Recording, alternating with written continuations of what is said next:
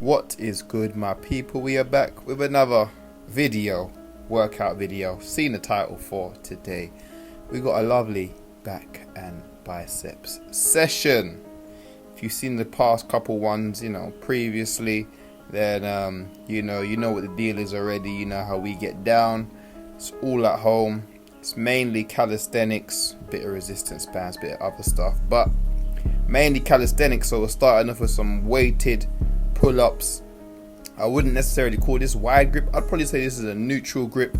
And you know that meme where you start off on your warm-up weight and you're struggling and it's going to be a long day. Yeah, this is one of those days. I don't know why, but this brick felt 10 times heavier than usual.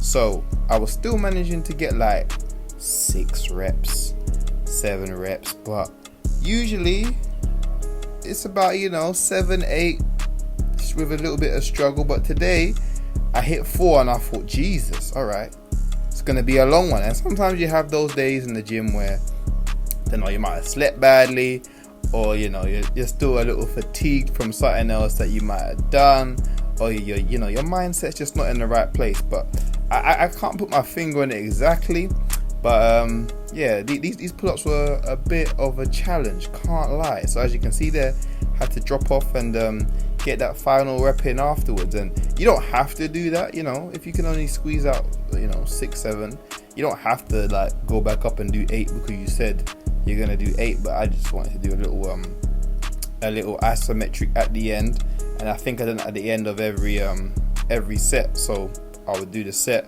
whatever number I reach, take a little breather, and then just do an isometric with the same weight. Now, ideally, if I had weight plates and I was doing it with weight plates, and there was 1 kilo, 2 kilo, or 1 pound, 2 pound, whatever weight plates I can just add on and take off, I probably would have dropped some weight, or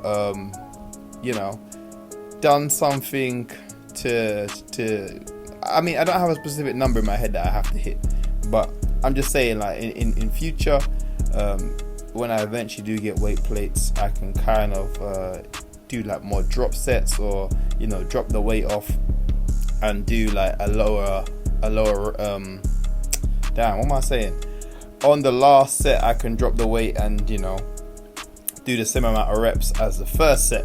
I don't have a problem with dropping the number of reps. Obviously, you're going to fatigue as the workout goes on. If you're not fatiguing, then maybe the weight you're using is too light, or you're not pushing yourself enough.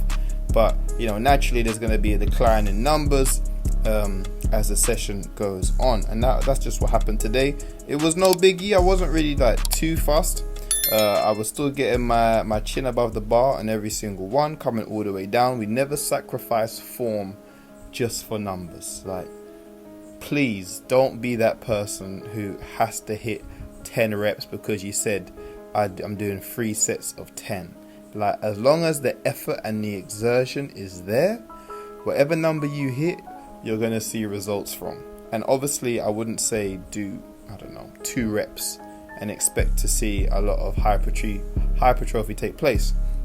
Be realistic with yourself. Pick a weight where you're going to get at least 5 or 6 reps in, and then just work with that weight. Some days you might hit 4 and you might have to get back on the bar. That's okay, but don't get caught up in the numbers game. Don't get caught up in the weight game, I have to do a 30 pound chin up. It's not necessary, you understand. But speaking of chin ups, we also did some chin ups as well, as you just seen there. So we did 3 sets of pull ups, 3 sets of chin ups, with all the same weight. I believe the brick is 17 kilos, somewhere in that range, between 16 and 18. So yeah, either 16, 17 or 18 kilos this brick weighs. And so we do 3 sets of that, 3 sets of that. So that's 6 sets of pull-ups in general, but just 2 different variations. Obviously we know chin-ups are going to hit the bicep a bit more, still hitting the lats as well, and obviously pull-ups is definitely a lot more lat focused. Naturally the numbers are going to be lower on the second variations, what English are we speaking today? Which is why I did pull-ups first because it's a harder variation than doing chin-ups. So chin-ups we hit about 5 or 6 reps. Wasn't really too upset about that. I thought that was pretty good after like being pretty like gassed on my back. So wasn't upset about that at all. Again, we're just making sure we get the chin over the bar, coming all the way back down, getting that nice stretch on the lats, and then just pulling with all our might. That's what it's about at the end of the day. Just doing the work. Forget everything else, man. Just focus up and ready, because not every single day you do a workout you're gonna feel like working out. You're gonna have those days where you might be a little tired, you might be a little stressed, all that other jazz. But once you start, and I've realized this, once, like, even if I'm not feeling it, I'm feeling like, your head's a bit foggy or whatever. Once you just start moving, naturally, like, I want to say adrenaline takes over, or something takes over, and you're just able to slug like through the workout. There's times where I've been very, very ill. I've got a cough, headache, stuffed nose, whatever, yada yada. But I just have managed to, be able to get through the workout just by starting. So sometimes just start. Obviously, if you're dying, don't do it. Rest, recover, whatever. But for the most part, if you're feeling a bit under the weather, man, put the work in. But yeah, back to the workout. We have some resistance band. No, what are we?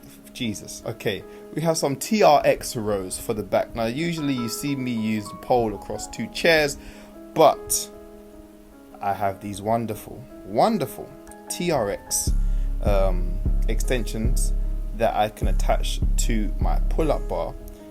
Shout out to my uncle for getting me these. So we made it a bit harder today, and by gosh, it was a lot harder compared to using a stationary pole. Having to control where the straps are going, trying to keep them in a fixed position while keeping your body in a fixed position while maintaining the correct posture. It just all adds on. It makes it that much harder, and we like things when they make us work harder. You understand? So we did those. These will be part of the routine now for sure. That's just me showing you them, just in case you're wondering what it looks like. Literally, you just suspend it from a pull-up bar or anything, like any sort of bar that's obviously stable and able to hold your weight, and you just do that, man. So yeah, those definitely going to be in. Obviously, we've done the usual bicep curls with the straps, but there was an issue with this set. I forgot to lengthen the straps a bit more. There's like a lengthening feature, so this was a little bit easy than it should have been, but I'd already started. I didn't want to have to take it off, then do all the other jazz. So I just went through this set, but you're going to see in the next set that I lengthened them out and was able to give the biceps a lot more work. So again, these straps, man, if you ain't got weights and anything, they're very, very versatile. They can be used for your back, your biceps. I haven't found too many chest exercises I like using these with because they're a bit close, but triceps for sure, legs, we've seen that, shoulders as well. So again, if you're a little low on money or you're a little tight on space, get yourself some TRX suspension straps. Really, really good. But yeah, we did 3 sets of the bicep curls, and you can see the bicep work in there. Making sure that we're controlling the movement. We're not using too many other body parts to help assist the bicep. We want all the bicep action. And then when we're coming back down, now I've noticed I could have slowed it down a bit more. Obviously, looking back, hindsight's a beautiful thing. But yeah, I think in the next time when I'm coming back on a descent, I'm going to slow down a bit more just to get that eccentric portion a bit more under control, and let the biceps work on the way down as well when they're lengthening back out. And then to support my feet, I just put a brick or 2 bricks under the chair and a mat on the floor to stop my heels from driving into the ground. And then the next exercise we done, pulled out the resistance bands. The camera will focus, so just be patient. And we did some lateral raises or side raises, whatever you want to call them. We didn't go too heavy with these, but we did get a high number of reps. Now for lateral raises, I actually kind of prefer to use a lower weight, higher volume. I find that I can feel it working more. Like obviously I'll mix it up and pick a heavier band and get a lower amount of reps, like 8 to 10. But this one we hit 20 reps and the burn was there. My shoulders, especially my side shoulders, I forgot the scientific name for it, but they're stubborn. They don't really like to grow like that. So I've made a conscious decision to really work them, to try and include them in all my upper body workouts, whether it be chest or back or anything involving the upper body. And so we're gonna start focusing on the shoulders a bit more. Resistance bands. If you see my other videos, there's not much I can say apart from get yourself a good set of resistance bands, preferably ones with different additional, what are they called, attachments. So you got the handles, you got the different stuff that attaches here and there and everywhere. But man, what a session. Didn't start off too great, but we got there in the end, and we're just making sure that we hit all the muscle parts that we said we was gonna hit, and we get the gains, baby, at the end of the day. And also we maintain our discipline. So even if we're not feeling up for it, even if we're not feeling 100%, because very rarely do you ever feel 100% in this life, but like 90%, whatever, or you're just not feeling motivated, discipline must take over, and discipline will be your driving force and get you the results that you want in life. Discipline over motivation any day of the week. Trust me, do not rely on motivation. It will do you dirty sometimes, man. But I hope you enjoyed watching. Make sure you like, comment, subscribe.